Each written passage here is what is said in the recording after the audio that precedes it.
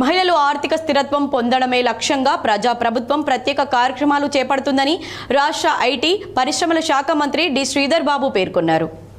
పెద్దపల్లి జిల్లా కలెక్టర్ కోయా శ్రీహర్షతో కలిసి మందనిలో మంత్రి పర్యటించారు. శ్రీపాద కుట్టు మిషన్ కేంద్రం, ఇందిరా మహిళా శక్తి ద్వారా ఏర్పాటు చేసిన 2.5 లక్షల విలువ గల మొబైల్ క్యాంటీన్, మార్కెట్ ఏరియాలో 5 లక్షల విలువ గల Nainika nighties and fashion wear matching సెంటర్ను మంత్రి ప్రారంభించారు. పాతపాల కేంద్రంలో ఉచిత కుట్టు మిషన్ శిక్షణ కేంద్రం ఏర్పాటుకు అనువైన స్థలాన్ని పరిశీలించారు. ఈ సందర్భంగా మంత్రి శ్రీధర్ బాబు మాట్లాడుతూ మహిళలకు ఆదాయం మార్గాలు పెరగాలని, వారి కుటుంబాలు ఆర్థికంగా పటిష్టం కావాలనే ఉద్దేశంతో ప్రభుత్వం ఇందిరా మహిళా శక్తి కార్యక్రమాన్ని ప్రారంభించిందన్నారు.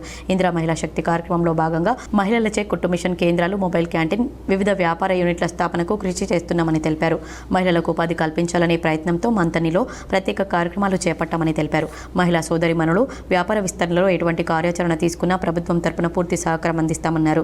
మంతనిలో ఇండ్లు లేని నిరుపేదలకు మొదటి జాబితాలో 410 మందికి ఇందిరమ్మ ఇండ్లు మంజూరు చేశామని, ఇండ్ల స్థలం లేని వారికి కూడా పంపిణీ చేసేందుకు ప్రభుత్వం స్థలం గుర్తించే కార్యక్రమం కలెక్టర్ ఆర్డీఓ ఆధ్వర్యంలో జరుగుతుందని తెలిపారు.